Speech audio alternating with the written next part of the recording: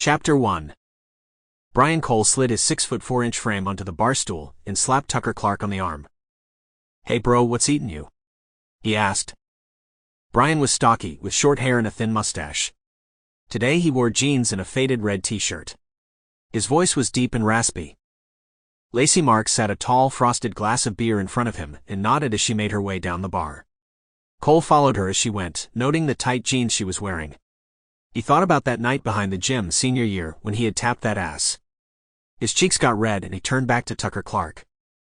"You look like someone killed your dog. What's going on?" Tucker Clark took a sip from his glass and looked at his old friend. Tucker was a shade over 6 feet tall and was lean and fit. His muscular build didn't come from a gym, but from years of hard work on the ranch. He had a bald head, no facial hair, and penetrating dark eyes.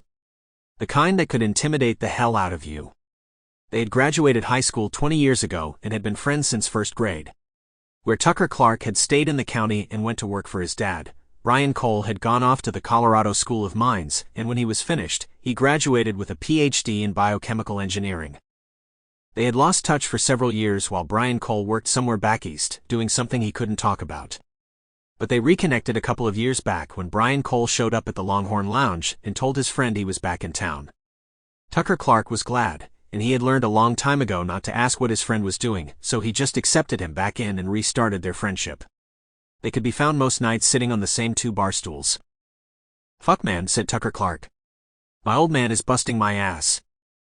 "That's not new," said Brian Cole. "Your old man or your grandpa have been doing that since we were kids. I remember your old man getting pissed because we got caught stealing candy from the grocery store.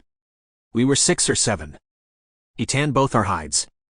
Not because we stole, but because we stole something stupid like candy." He had old man Teller, the owner, shaking in his boots when he suggested to Teller that he not call the sheriff. Man, those were some fun times we had.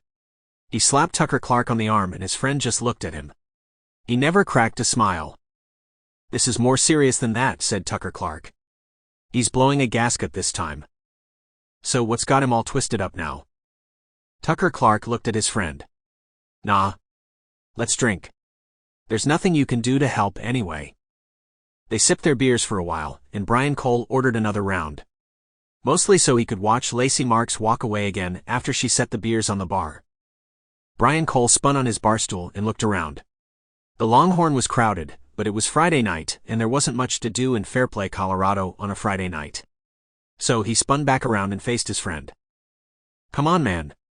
How long have we been friends? There isn't anything we can't solve together, so fill me in and maybe I can help." Tucker. Sample complete. Ready to continue?